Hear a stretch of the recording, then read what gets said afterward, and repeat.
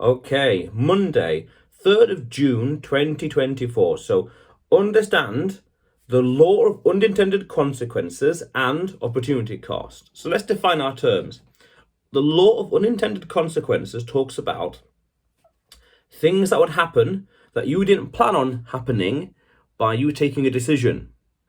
If I want to do this, then that has a knock-on effect in reality, in my reality, of what I can and can't do, and other things that will happen because of it. If I drink loads of water, what could happen that I don't intend to happen? Well, I could get better skin, for example. Unintended consequence. It wasn't my initial idea.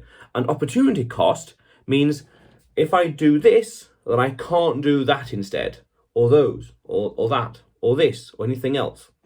Why? Because of limited resources. Time, money, energy, attention, you name it. Opportunity cost. You can do this, but you can't. If you do this, you can't do that. Why? Because both of them are now or never, or even next week or next month, or something to that effect. Now, I mention these two because I'm starting to realize I'm at an interesting little crossroads with a business that I have, where I have an opportunity cost of if I focus on this over here, then that means I'll have less attention, less chance, less time to focus on this. But this is more long-term and this is more short-term gratification. Immediate reward versus long-term reward. And it's a question of balancing time. Balancing what to work on, goals and priorities and money and whatever else. So it's a very fine balance, because when we look at law unintended consequences, if I focus on this, then you'll have all the knock-on effects in my time, my energy, my life, my lifestyle, my business, my schedule, you name it. But it's the short-term gratification, which is nice, which is good, useful, don't get me wrong. Because in life, what I've come to realize is we have to balance the long and short term in terms of priorities, values, money, life, health, everything, even pleasures. We can't deny ourselves something nice forever, or something good or something useful, but at the same time, we need to think of tomorrow as well. But we can't deny ourselves now. We have to eat, we have to sleep. We can't say, for example, oh, I will save all my sleeping to the end of the month and just sleep for 2 days. It doesn't work like that. Fair enough.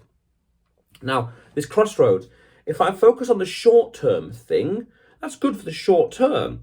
But law of unintended consequences say it means that I'll have to go on this route more and more and focus on that, which will give me exponentially less time to focus on the long-term goal, the other business, which will make it even harder for the long term, because this ebbs and flows, and this is more long-term, the big vision, the big picture, the big purpose, start with why, as Simon Sinek would say. This is the real thing, but this takes time to build.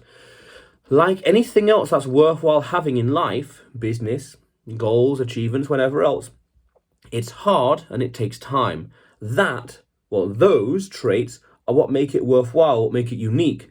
Running a marathon, for example, takes time, but when you do it, it's an amazing achievement. But the build-up behind the scenes takes ages and ages. Just to watch a marathon runner go down the 10, 20, 30 meters towards the finishing line took a lot. That could have been 20, 30 seconds. But to get to that stage took days and weeks of preparation. There's a nice saying that an overnight success is 20 years in the making. And that's what this is. It's taking time to build, taking time to sort the logistics out, the framework, the network, the QA, quality assurance, quality testing, the background, things like that. But this is more immediate. So opportunity cost. If I focus on this, it means less of that. If I focus on this, less of that. And the unintended consequences say, if you do either of these, there'll be other things, other problems, other opportunities, consequences, good or bad, that could emerge from it. And those will make it exponentially harder to focus on the other one.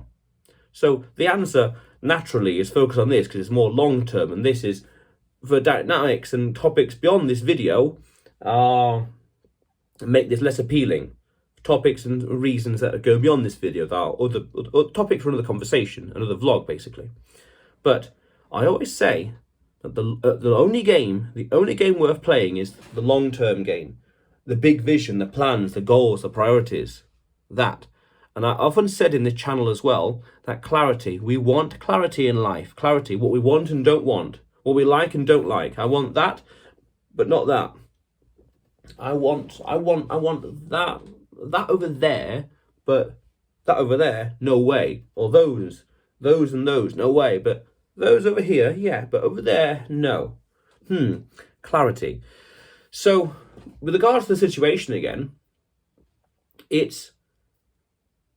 there's also an element of luxury here, because I have basically worked a lot, working hard, and built up a cash reserve, capital. And this goes into economics now. Capital, meaning I can either use this capital in the business, consume it, food or travel, whatever else, and nice nights out, a lot of drinking, whatever else, or use it in the business, or use it as savings. Because if I focus on this, then it builds the capital, which is great, but it's a short-term flash in the pan. It works, but there's no longevity, or longevity is in question because of other factors. But over here, there's more control. There's more longevity because I control more things. I understand more things. I've got control of more dynamics and aspects of this, and I can scale it myself. Here is someone else's business. This is my business. But if I focus on this, then it means less income in the short term, but because of the capital, the luxury of working hard in the past, I can afford to take time off, let's say, from work, to focus on building the business and eat into that capital with the expectation of better rewards in the future. The business, the income, the system, the ecosystem that the business that I'm building and that I plan to have with the business to create an ecosystem. That's powerful. But it's the fact of recognizing, the principle is recognizing these two factors, the opportunity cost and the law of unintended consequences. If I do these two, other things will happen, good or bad, that I didn't plan or imagine or even could enumerate. An opportunity cost. If I do this, then I can't do that. We've only got 24 hours in a day. We can't do everything in a single day. Now, what's also interesting is that there's another way of looking at this with AI. Could quite easily sit down and talk to ChatGPT, and I've discovered an interesting feature as well. Actually, on ChatGPT, on the app, there's a headphones icon that you can talk to ChatGPT. I didn't know that button was that feature. I thought it was something else. So you could game plan with AI and talk to it.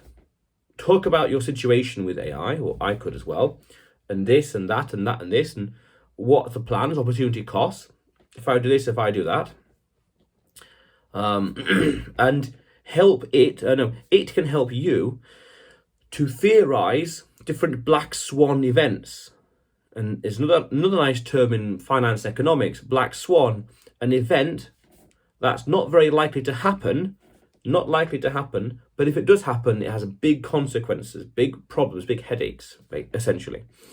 So we could game plan and strategize with AI different possible outcomes. This is game theory, basically, different heuristics, different choices. If I do this or that and this and that and that and this, we can branch out into all different kinds of possibilities. And because AI can essentially think 1,000 times faster than you or I can, that's powerful. That's a very useful tool to have on your side when it comes to planning, strategizing, and thinking into the future. What to do, what not to do, what to have, what not to have, what to be, what not to be. You could always ask it, tell me more, give me more details, be more specific, more technical, more scientific, more mathematical. Because also, as I said in previous videos in the past, that AI is absolute godsend. I say we can become the demon with it. And that's a reference to a nice mathematical concept called Laplace's demon, where in this thought experiment, we would say supercomputer today, but back then, a few hundred years ago, I think 400 or 300 years ago, he used the word demon to represent an all-knowing device, all-knowing machine that could predict the future, because it knew everything. The position of atoms and the air pressure and whatever else, and the speed of people walking and the rotation of the earth, all this kind of stuff. It could predict the future to an absolute degree of accuracy. And by using AI, we can predict the future. What could happen if this, if that, if this, or this and that and that and this, or I go over here or go over there, or that and that. Powerful, powerful stuff, because it creates clarity. It gives us more purpose, more reassurance, let's say. And as we get ideas of what could happen with game plan and theorizing it all, we are better prepared for the future. And that's really what we're working towards, really, a better future. Because either one of these, maybe the luxury of the scenario or the ambition or maybe confidence in my own character, no matter what happens, well, actually, if that happens, ultimately it's just going to snap back to this. But no matter what happens, life is going to be good. Attitude, essentially. The way you look at it, attitude. And what you want and are doing and creating and building and having. Attitude, the strangest secret. Attitude. But that's another video, another time. But yes, so understand in life the law of unintended consequences and opportunity cost. But otherwise, you will see me tomorrow.